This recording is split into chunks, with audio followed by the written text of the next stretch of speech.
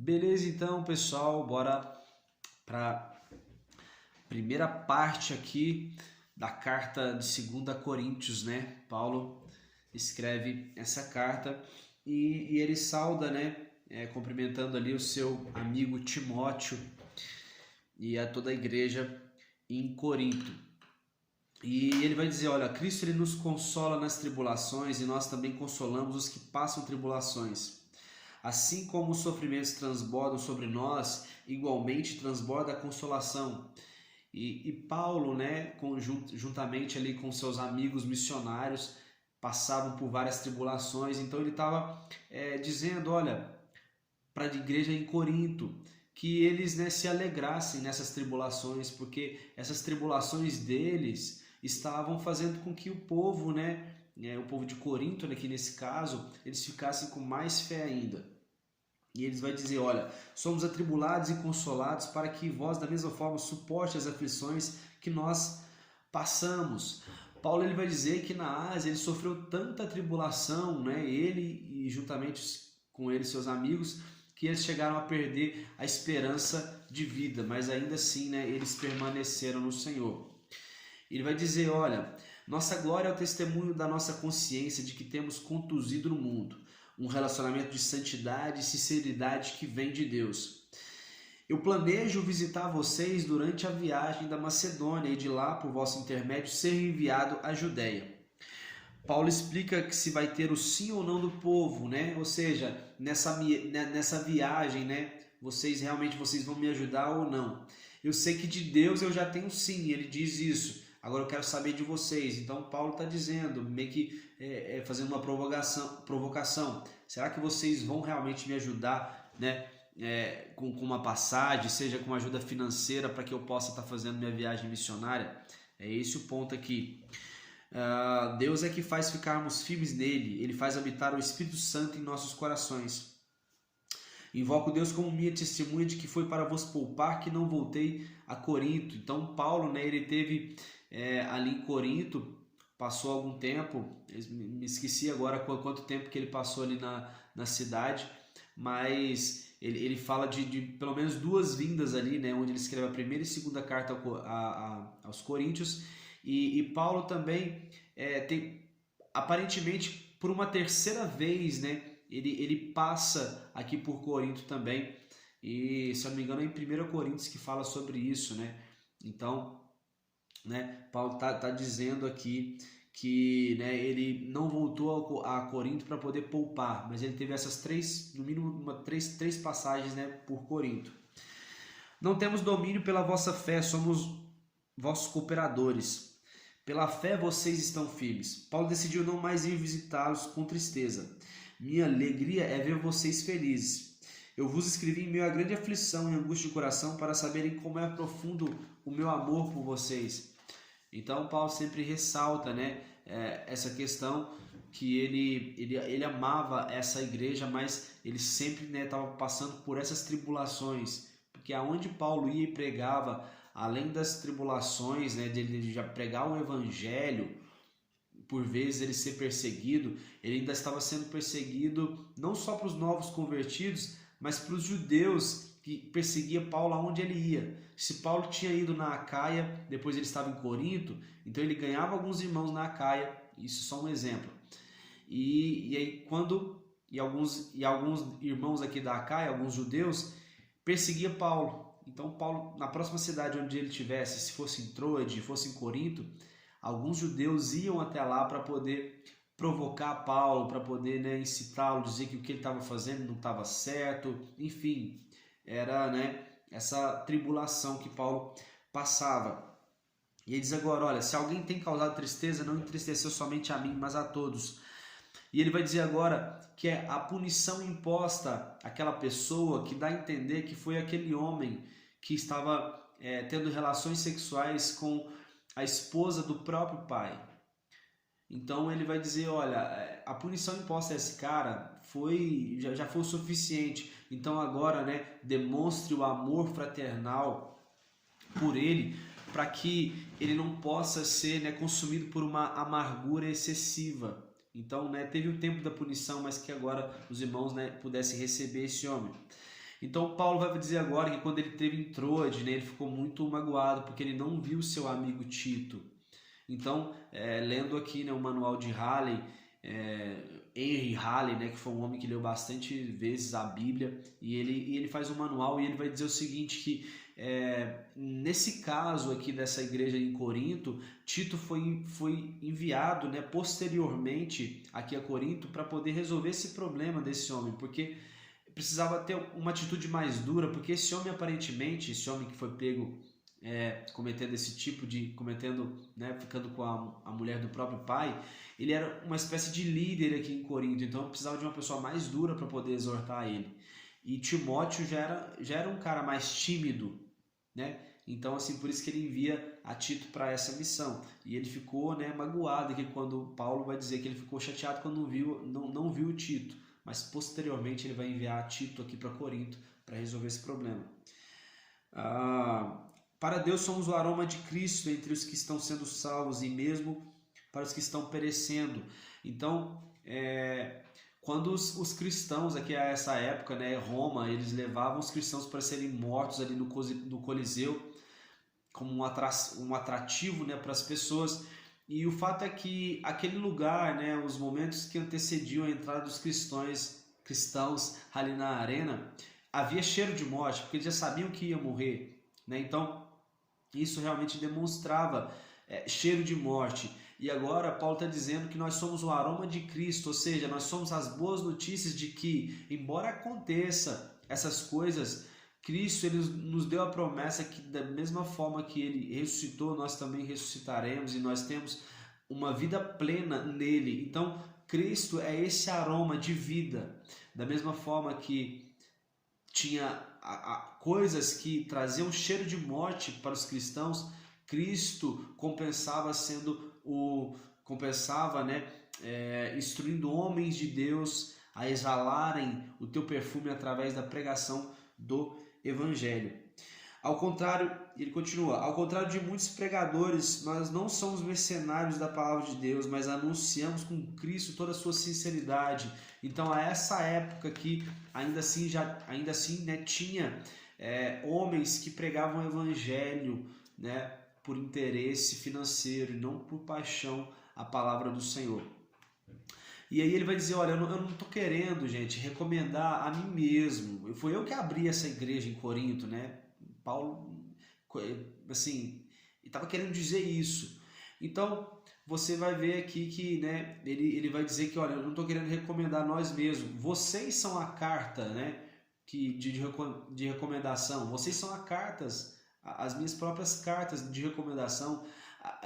O testemunho de vida de vocês já demonstram realmente, né, de que, tipo assim, o meu trabalho que eu fiz aí teve um resultado. Então, eu não preciso de carta de recomendação, mas eu estou dizendo, toma cuidado com essas pessoas mercenárias que estão vindo até vocês. E Paulo completa, né, dizendo que o que a minha carta de recomendação foi o que eu falei para vocês sobre o Evangelho, isso ficou gravado na tábua do coração de vocês. Então isso, né, que é a minha maior carta, essa é a minha recomendação. Aquilo que eu fiz através de Deus que causou impacto na vida de vocês. E ele diz, olha, Deus me capacitou para sermos ministros de uma nova aliança, não da letra, mas do Espírito, porquanto a letra mata, mas o Espírito é que vivifica. Ou seja, Paulo está dizendo o seguinte, olha, essas pessoas que eu preguei, eles não tiveram simplesmente somente uma palavra. Eles ganharam vida através dessa palavra, o que é diferente. Então esses homens, eles não só estão pregando o que eu falei para eles, mas eles estão vivendo o que eu falei para eles. E agora é diferente. Então, se eles ficassem só com a letra, eles só falassem, só reproduzissem aquilo que eu falei, é tipo hoje, você às vezes ouvir um insight, uma pregação, uma frase que te fez sentido para a sua vida, mas você só corre e posta ela nas redes sociais. Isso não vai fazer diferença nenhuma se você não aplicar aquilo na sua vida. Então essa letra de você só ouvir e querer passar para outra pessoa ou postar numa rede social, isso é uma letra que mata. Mas o Espírito vivifica, ou seja, toda vez que nós recebemos a palavra do Senhor, nós temos o Espírito Santo dentro de nós. Quando nós nascemos de novo, nós temos o Espírito Santo dentro de nós. Então, o Espírito ele vai trazer vida a nós e assim a gente vai começar a viver essa nova vida em Cristo. E é isso que traz vida, ou seja, o Espírito é que vivifica. Amém? Olha, com letras sobre pedra foi gravado o ministério que trouxe morte.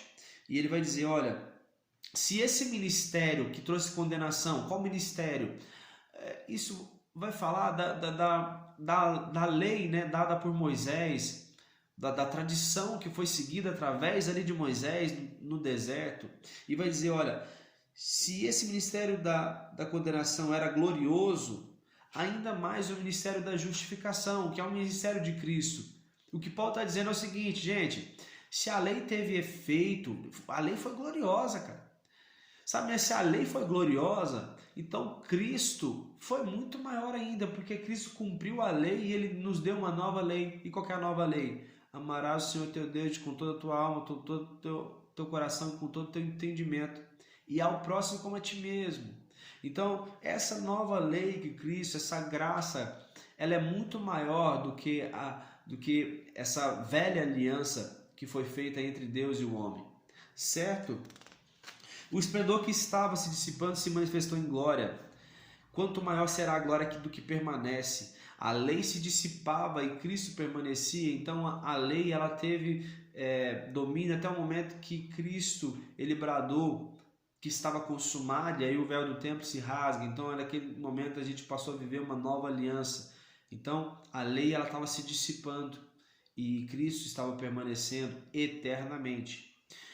E ele vai dizer, olha, Moisés, ele chegou um tempo que Moisés se cobria com um véu porque o seu rosto não brilhava mais. A Bíblia diz que Moisés ele falou com Deus e seu rosto começou a brilhar quando ele estava ali no Monte Sinai, quando ele estava recebendo a lei. Mas chegou um tempo que o seu rosto não brilhava mais, então agora Moisés, o que ele fazia? Ele cobria o seu rosto com um véu para que as pessoas não vissem que seu rosto não brilhava mais. Ou seja, Moisés estava sendo hipócrita, porque ainda que nós tenhamos sido usados por Deus por um tempo, isso não garante de que a gente vai ser usado por Ele eternamente.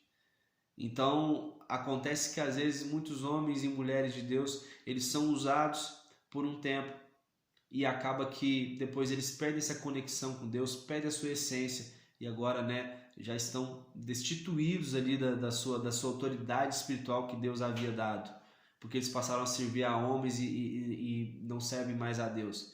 E foi isso, talvez, que aconteceu com Moisés, o que tá dizendo aqui na palavra, porque Moisés ele acabou não entrando na terra prometida, embora ele foi um grande líder, foi um grande homem de Deus, mas esse texto de Paulo relata que Moisés ele cobriu o seu rosto, ou seja, estava agindo de uma forma falsa. Ele não tinha mais aquele brilho, mas ele não queria que as pessoas soubessem que ele não tinha mais esse brilho.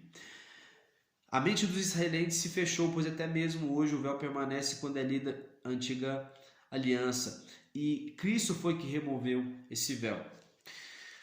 Rejeitamos os procedimentos secretos e vergonhosos, não fazemos uso de qualquer tipo de engano, nem torcemos a palavra de Deus. Então Paulo está dizendo, olha gente, o nosso ministério é puro, cara, a gente só prega a palavra. A gente prega a palavra à luz do Evangelho, E vai dizer, olha, nós somos vasos de barro, temos um poder que vem de Deus, trazemos sempre no corpo o morrer de Jesus, para que a vida de Jesus seja revelada no vosso corpo.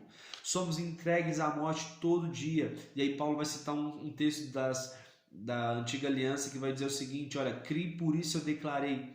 Então, esse versículo é muito forte, porque isso realmente é uma profissão, é professar a nossa fé. Quando a gente crê em algo, a gente declara, sabe? Hoje eu aprendi que eu tenho que orar. Então, eu tenho que orar e eu tenho que ter, sabe? Falar coisas boas sobre o meu trabalho, por exemplo. O meu trabalho vai ser um melhor exemplo. Então agora eu tenho que crer que realmente o trabalho é algo bom, é algo que Deus me deu, algo que eu tenho que valorizar. Então agora eu tenho que declarar, eu estou indo agora para o meu serviço, esse é o melhor trabalho que eu tenho. Então Paulo ele aprendeu isso e está ensinando para o povo de Corinto através da carta. Olha gente, o que a gente aprendeu aqui, cara, sabe? Eu criei, por isso eu declarei. No caso específico que ele está dizendo sobre Cristo, que agora eles são entregues à morte, todo dia, mas ainda assim eu vou continuar declarando aquilo que eu acreditei um dia, que Cristo realmente é o Messias. Embora isso me custe a vida, eu criei e ainda eu vou continuar declarando. Amém? Do mesmo modo que Jesus ressuscitou, também nós ressuscitaremos, e que essa graça alcance mais pessoas. Essa era uma verdade que ele carregava. Ainda que nosso exterior, nosso homem exterior esteja se desgastando, nosso homem interior se renova dia após dia. Nossas aflições leves e passageiras estão produzindo em nós uma glória incomparável. Fixamos os nossos olhos no que não se pode ver, pois os visíveis são temporais, ao passo que os que não se veem são eternos. Isso é a fé. Vai falar sobre a morada eterna do cristão, que nós temos aqui uma morada terrena, né? Mas nós temos uma casa eterna nos céus, não construída por mãos humanas. Enquanto estamos nesse corpo, somos angustiados, mas como fomos revestidos da nossa casa celestial, o que é mortal será completamente absorvido pela vida. Pois vivemos por fé e não pelo que é possível ver, né? E ele vai terminar dizendo, olha, que nós vamos comparecer no tribunal de Deus aqui, né? Cada um receberá o que merece pelas nossas obras praticadas aqui na terra, sejam boas ou sejam más. Vai falar sobre a perfeita reconciliação com Deus agora, que vai dizer, olha, queremos que compreendam o que é temer ao Senhor. Não estamos recomendando a nós mesmos, mas concedendo uma oportunidade de vocês orgulharem de nós. Então, mais uma vez, Paulo vai dizer, olha, a gente não recomenda a nós, mas olha, a gente tem uma história, cara, no Evangelho, sabe? A gente está sofrendo aqui, né? A gente está padecendo, e ele vai dizer uma série de coisas aqui, né? Série de superação que eles estão tendo aqui e reivindicando a eles, porque já estavam aparecendo, né, pessoas querendo desviar eles da fé que Paulo tinha impingido ali, né, no coração deles. Jesus morreu por todos que vivem, para que eles vivessem por aquele que morreu. Ou seja, a vida de Jesus trouxe vida para outras pessoas. E por quanto, se alguém está em Cristo, é uma nova criatura, e as coisas velhas elas já se passaram. Nós somos embaixadores de Cristo, representantes de Cristo. A nova criatura, ela representa Cristo aqui na terra. E Deus fez daquele que não tinha pecado nenhum, ou seja, Jesus, a oferta por todos os nossos pecados. Então, gente, não acolham essa graça de forma inútil. Sabe, o que Deus fez foi muito grande, né? Ele se fez pecado por nós que pecamos. E ele pagou um preço, sendo que ele não devia nada. Quem devia éramos nós. Então, Paulo instruiu, olha, não façam desse grande feito algo inútil, algo normal. As marcas do ministério. Não damos motivo de escândalo em atitude alguma. Olha, o nosso ministério não é marcado por escândalo algum. A gente sabe, a gente não queria nem ser peso quanto a ofertas. Paulo, né, ele trabalhou com tendas por um tempo, né, mas por um tempo ele viveu o ministério em tempo integral. Mas ele não queria ser pesado, né, aos irmãos, e ele não queria dar esse exemplo para que alguns outros apóstolos, pastores, viessem a cobrar, né? Porque iam dizer, pô, mas Paulo também cobra, né? Paulo ele aceita um valor, um salário, então eu também posso. Então Paulo ele não queria ser esse peso, né? Então ele não teve motivo de escândalo algum. Ele vai dizer, olha, nós persistimos debaixo de grande sofrimento, privações, tristezas, açoites, prisões, tumultos, trabalhos árduos, noites sem dormir, jejuns, né? Nós tínhamos pureza no nosso conhecimento, paciência com os irmãos, bondade, buscávamos incessantemente o Espírito Santo através de orações, né? Por difamações e boa reputação. Nós fomos tidos por desonestos, né? Mas nós éramos verdadeiros. Fomos torturados, né? Mas nós não fomos mortos. Entristecidos, mas a gente era feliz. Pobres, mas enriquecendo a muitas pessoas com o conhecimento da palavra. Nada tendo, mas possuindo tudo. Não tínhamos bens materiais, mas a gente possuía tudo que a gente precisava, que era a presença do Senhor. Então essa era a pureza do conhecimento, a pureza do ministério que Paulo ele estava ali exercendo. E para a gente finalizar aqui, vai dizer, olha, vós tendes limitado o vosso afeto para conosco, não vos coloqueis em julgo desigual com os descrentes. Que parceria pode estabelecer entre o crente e o incrédulo? Ou seja, Paulo está chamando o povo para uma vida santa. Então, olha, você não tem que ter uma vida com o incrédulo. É aquilo que a gente aprende, né? Eu aprendo na minha igreja com meu pastor, que ele vai dizer o seguinte, olha, a gente não deve, não importa, não, deixa eu colocar melhor, não tem problema você ter uma amizade no mundo, mas a amizade do mundo tem que acompanhar você, não é você que tem que acompanhar ela. Então, se ela está indo para balada, você não tem que ir para balada. Agora, se ela quer ir para a igreja com você, ela pode ir. Porque, sabe, as más conversações, elas corrompem os bons costumes. Então, quando a gente anda nos mesmos lugares que essas pessoas elas andam, a gente tem a consciência, às vezes, né, infantil, sabe, meio de querer dizer assim, olha, eu vou conseguir ganhar ela para Cristo, quando na verdade às vezes a gente vai acabar fazendo as mesmas coisas que essa amizade do mundo faz.